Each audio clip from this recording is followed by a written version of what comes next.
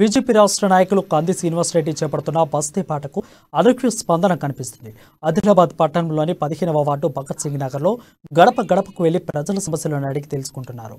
పేదల సంక్షేమాన్ని గాలికి వదిలేసిన చోకు రామన్నను వచ్చే ఎన్నికల్లో ఓడించాలని పిలుపునిచ్చారు. దీనిపై మరింత సమాచారం ఆదిలాబాద్ రీజనల్ కోఆర్డినేటర్ సత్యనారాయణ అందిస్తారు.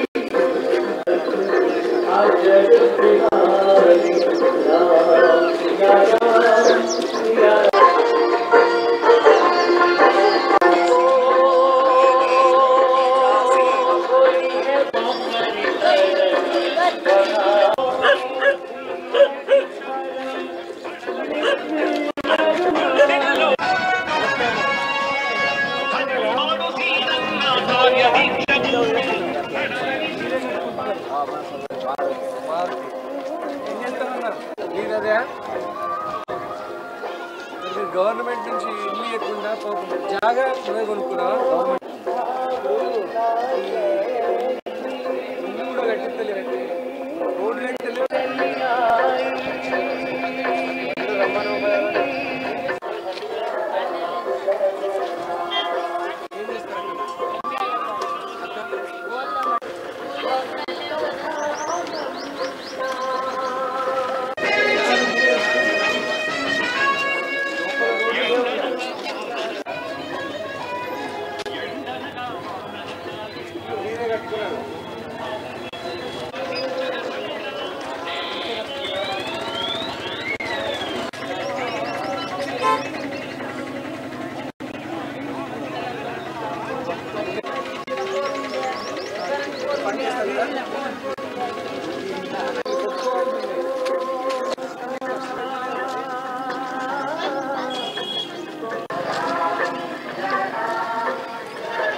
పదిహేనవ వార్డ్ భగత్ సింగ్ నగర్ లో కంది శ్రీనివాసరెడ్డి బీజేపీ రాష్ట్ర నాయకులు కంది శ్రీనివాసరెడ్డి బస్తీ బాట చేపట్టారు.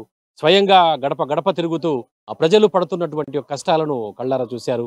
మరి ఏ కష్టాలను భవిస్తున్నారు, మనతో పాటు కొంతమంది కాలనీ వాసులు కూడా ఉన్నారు. వారిని అడిగి ఎలాంటి ఇబ్బందులు ఉన్నాయి ఇక్కడ ఈ కాలనీలో మనం తెలుసుకుందాం. చెప్పమ్మా, ఈ కాలనీలో ఏ ఇబ్బందులు పడుతున్నారు? అంటే ఎన్నెళ్ళకెళ్ళి ఈ కాలనీలో ఉంటున్నారు మీరు? మేము 12 సంవత్సరాల ఎక్కనే అవుతుంది అనుకుంటా. నాలీలు లేవు, నీళ్లు కూడా బరబరస్తులు లేవు. మళ్ళీ వర్షాలంటే పడ్డా కానీ వాళ్ళు లేపలు అది ఇది లేదు. మళ్ళీ ఇంకా నాలీలు సీదా రోడ్డు చేసారు కానీ పక్క నాలీలు అయితే అట్లనే పెట్టేసిండ్రు. మొత్తం నీళ్ళన్నీ ఆకిలాని రాదు, రోడ్డు అని రాకుంటున్నది. పిల్లలు చిన్న పిల్లలు ఆడుకుంటే పడేటట్టున్నది నాలీళ్ళల్లో. అంటే ఎప్పుడన్నా మరి మీరు పడుతున్న ఇబ్బందులను, సమస్యలను ప్రజాప్రతినిధి అంటే ఎమ్మెల్యే దృష్టికి కానీ లేదంటే అధికారుల దృష్టికి కానీ తీసుకుపోయిన సందర్భాలు ఉన్నాయా? వస్తారు, చూస్తారు, అది బుల్డోజర్ తెస్తారు, తీసినమని చెప్తారు. మళ్ళీ వాళ్ళకి కయ్యాలు అయితే వెళ్ళిపోతారు. అట్లనే బుల్డోజర్ తీసుకో. అంటే త్రాగునీళ్ళు కూడా వస్తలే అంటున్నారు. మీకు వస్తాయి? మిషన్ భగీరథ కనెక్షన్ ఉందా మీకు? ఉంది. వస్తాయి? ఆ రోజు రావట్లేదు. ఆ నీళ్లు కూడా అది బరాబర్ చేయలే కదా, నీళ్లు కూడా రాకలేవు. అంటే మరి మీరు ఏం కోరుకుంటున్నారు ప్రభుత్వాన్ని? రోడ్డు నాలీలు కావాలా. ముందు నాలీలు అయితే మాకు నడడానికి మేము ఏ రాత్రి అంటే ఆ రాత్రి బయటకు వస్తాం, చేస్తాం. నాలీలు పాములు తేళ్లు ఉంటాయి, పిల్లలు ఉంటారు, చిన్న పిల్లలు ఆడుకుంటారు, చేస్తారు. మళ్ళీ ఈ టైం సాయంత్రం కాగానే పిల్లలు బయటకు వెళ్తారు. ఆ టైం నీళ్ళల్లో అంతా అక్కడిక్కడ నీళ్ళు ఆడొస్తే రోగాలతోటి ఇది ఆరోగ్యం బరాబర్ లేక పరిశ్రమలో పడతారు పిల్లలు. అది అంటే మీరు 15 వార్డులో ఈ రోజు పొద్దుట నుంచి కూడా దాదాపు 2 గంటల పాటు కూడా పర్యటించారు. ప్రతి గడప వెళ్ళారు. గడపలో అంటే ప్రతి ఇంటికి 2.5 గంటల పాటు దగ్గర 2.5 hours మీరు తిరిగారు కదా సార్. అంటే ఎలాంటి ఇబ్బందులు ప్రజలు పడుతున్నారు ఇక్కడ? ఇక్కడ 15వ ward 15th ward Bhagat Singh Nagar లో ఎంత దారుణంగా ఉన్నాయంటే సత్యనారాయణ గారు, ఇక్కడ మేము భూతద్దం పెట్టి వెతికినాము, ఒక్క సిమెంట్ రోడ్ దొరకలే, సీసీ రోడ్డు దొరకలే. ఇంతవరకు ఒక నాలా గట్టియలే. రోడ్ల మీద మురికి నీళ్లు పారుతున్నాయి. మురికి నీళ్లతో ప్రజలు అనేకమైనటువంటి ఇబ్బందులు ఎదుర్కొంటున్నారు. వర్షాకాలం అయితే పైన ఎత్తు నుంచి కింది వరకు నీళ్లు రావడం వల్ల అనేక ప్రాంతాలు మురికి కూపంలాగా మారిపోతాయి. ప్రజలు ఎంత అష్ట కష్టాలు పడుతున్నారంటే నాలా వ్యవస్థలు, డ్రైనేజ్ వ్యవస్థలు లేక నిజంగా ఇది సిగ్గుచేటు. 14 సంవత్సరాల నుంచి ఎమ్మెల్యే ఉన్నటువంటి జోగు రామన్న గారు కనీసం అంటే కనీసం ఆదిలాబాద్లో కనీస సౌకర్యాలు కల్పించలేదు. స్లమ్ ఏరియాలలో, మురికి కూపాలలో ప్రజలు దారుణమైనటువంటి పరిస్థితుల్లో బతుకుతున్నారు. ఖచ్చితంగా ఇది జోగు రామన్న పాపమే అని ప్రజలందరూ అంటున్నారు. ఇక్కడ పక్కా ఇల్లు లేని వాళ్ళు వేలాది మందికి ఇల్లు కట్టియకుండా జోగు రామన్న గారు మోసం చేసిండ్రు. డబుల్ బెడ్రూమ్ ఇల్లు ఇస్తా అన్నాడు జోగు రామన్న గారు. ఇచ్చిండ్రా? ఇక్కడ ఈ కాలనీలో ఇంతవరకు భూతద్దం వెతికిన ఒక డబుల్ బెడ్రూమ్ ఇల్లు దొరకలే. డబుల్ బెడ్రూమ్ ఇల్లు సగతి దేవుడెరుగు. కనీసం ఇల్లు రేకుల షెడ్ వేసుకుంటున్నారు ప్రజలు. వాళ్ళకి ఇండ్లు కూడా లేకుండా జోగు రామన్న మోసం చేస్తున్నాడంటే ఇక్కడ నీళ్లు కూడా నేను వస్తున్నా అన్న ఉద్దేశంతో ఈరోజు నీళ్లు వదిలేండ్రు తప్ప 5 రోజులకు ఒకసారి కూడా నీళ్లు రావట్లేదు. బోర్వెల్స్, హ్యాండ్ పంపుల్ని వాడుతున్నారు ప్రజలందరూ కూడా. ఎక్కడ కూడా రక్షిత మంచినీటి పథకాలు లేవు. 2,90,000 కోట్ల రాష్ట్ర బడ్జెట్ అని చెప్పుకుంటారు. ఆదిలాబాద్ని 4,000 కోట్లతో అభివృద్ధి చేసినామంటున్నారు. కాలనీ వాసులందరూ చెప్తున్నారు కదా, 4,000 కోట్ల మాట దేవుడెరుగు. 4,000 కోట్లు, 40 రూపాయలు కూడా ఖర్చు పెట్టలేదు మా కాలనీ డెవలప్మెంట్ కోసం అంటారు. మొత్తం డబ్బులు 4,000 కోట్లు జోగు రామన్ననే కొట్టేసిండు, జోగు రామన్ననే మింగేసిండు అని ప్రజలందరూ అంటున్నారండి. మరి అలాగే నేటి బాలలే రేపటి భావి భారత పౌరులు అంటారు. కానీ ఇక్కడ కాలనీ వాసులు చిన్నపిల్లలు అయితే ఆ పోషకాహార లోపంతో బాధపడుతున్నారు. అలాగే కనీసం కాలనీలో కనీసం మా పిల్లల్ని పంపిద్దామంటే పాఠశాల కూడా లేదని చెప్తున్నారు. అంగన్వాడీ సెంటర్ కూడా లేదని చెప్తున్నారు. దీని ఎలా చూస్తారు?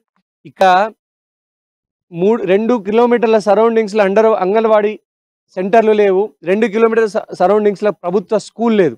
అంగన్వాడీ కేంద్రాలు లేక, ప్రభుత్వ స్కూలు లేక ఇక్కడ చాలా మంది, దాదాపుగా 235 మంది స్టూడెంట్స్, చిన్నపిల్లలు స్కూల్కి పోవడం మానేసిండ్రు.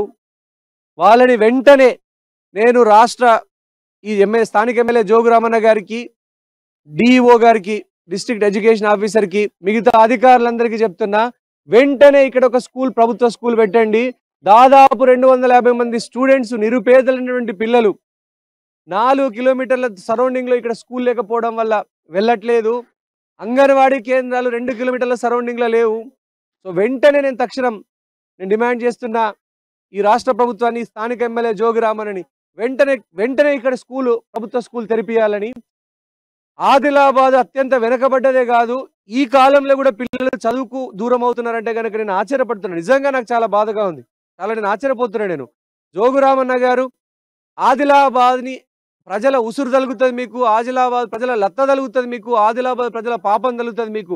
అభివృద్ధి చేయకుండా ప్రజల్ని మోసపెట్టి, మభ్యపెట్టి, ఆదిలాబాద్ ప్రజల నోట్లో మన్ను కొట్టి మీ కొడుకు మాత్రమే వేలాది కోట్ల రూపాయలు సంపాదించుకుంటున్నారు, 1000 ఎకరాల భూములు కొనుక్కుంటున్నారు, మీ కుటుంబాన్నే డెవలప్మెంట్ చేసుకుంటున్నారని ఆదిలాబాద్ ప్రజలు అంటున్నారు.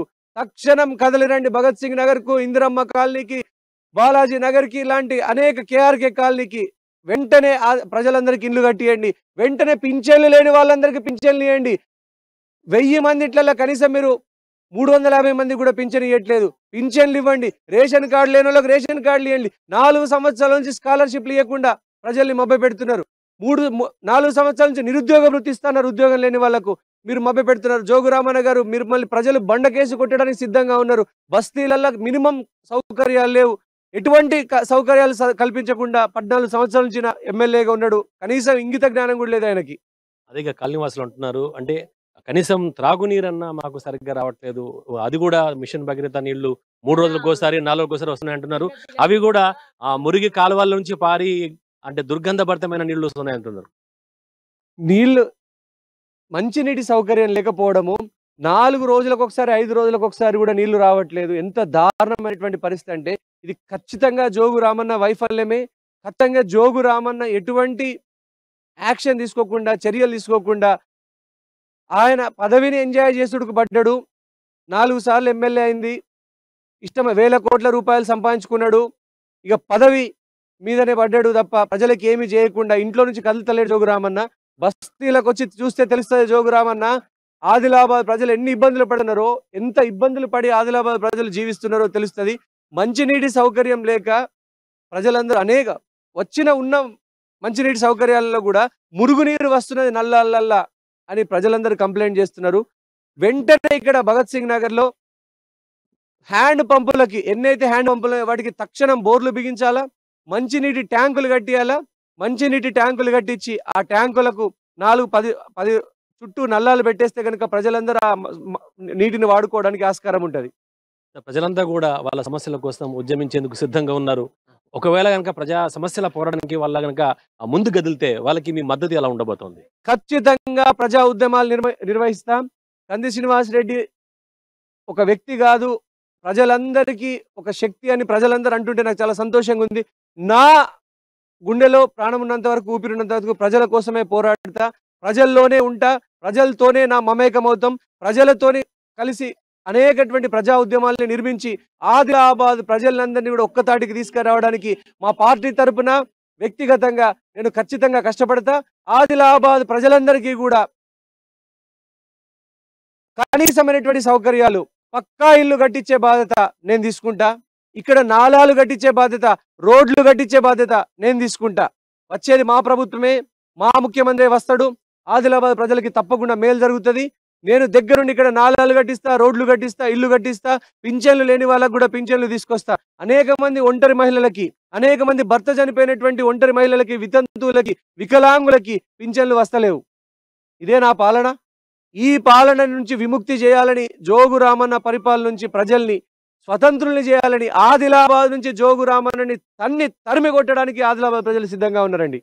చివరగా ఈ కాలనీ ప్రజలకు మీరేం చెప్పదలుచుకున్నారు? కాలనీ ప్రజలందరూ తప్పకుండా ఈ రాక్షస పాలన, జోగు రామన్న పాలన పోతుంది. ఈ ఎమ్మెల్యే జోగు రామన్నని ప్రజలందరూ తరిమి కొడతారు. అందరూ ఒకటే మాట మీద ఉన్నారు. మంచి రోజులు వస్తాయి. 10 నెలల తర్వాత ఎలక్షన్ వస్తుంది. మీకు మంచి రోజులు వస్తాయి. 9 నెలలలో ఎలక్షన్లు వస్తున్నాయి. ఇప్పుడు ఎప్పుడు కష్టమే ఉండదు, ఎప్పుడు కూడా చీకటే ఉండదు. మంచి రోజులు వస్తాయి. ధైర్యంతో ఉండండి. మీకు ఇల్లు తెప్పించే బాధ్యత నేను తీసుకుంటా. మీకు పింఛన్లు తెప్పించే బాధ్యత, రేషన్ కార్డులు తెప్పించే బాధ్యత నేను తీసుకుంటా. స్కాలర్షిప్లు రాని విద్యార్థులకు స్కాలర్షిప్లు తీసుకొచ్చే బాధ్యత నేను తీసుకుంటా. మీకు రోడ్లు కట్టిస్తా, నాలాలు కట్టిస్తా. ధైర్యంతో ఉండండి. ఎప్పుడు చెడు రోజులే ఉండవు. ఈ జోగు రామన్న పాలన పోతుంది, మంచి పాలన వస్తుంది. రాక్షస పాలన పోతుంది, శ్రీరాముని పాలన వస్తుంది. తప్పకుండా మన ప్రజలందరికీ మేలు జరుగుతుంది. ప్రజలందరూ ధైర్యంతో ఉండాలని నేను మనస్ఫూర్తిగా కోరుకుంటున్నా. అది ఖచ్చితంగా మంచి రోజులు వస్తాయని, తర్వాత ఈ యొక్క రాక్షస పాలన పోయి మంచి రామరాజ్యం వస్తుందని చెప్పేసి అంటున్నారు. తమ ప్రభుత్వం వస్తే కనుక ఖచ్చితంగా కాలనీలోని ప్రతి ఒక్క పేరు కూడా వాళ్ళ కనీస మౌలిక వసతులు అన్ని కూడా నెరవేరుస్తామని చెప్పేసి, ఇల్లు లేని వారికి ఇల్లు, రోడ్లు, సీసీ రోడ్లు, త్రాగునీరు, ఇలాంటి మౌలిక సదుపాయాలన్నీ కూడా కల్పిస్తామని చెప్పేసి బీజేపీ రాష్ట్ర నాయకులు కంది శ్రీనివాస్ రెడ్డి చెబుతున్నారు.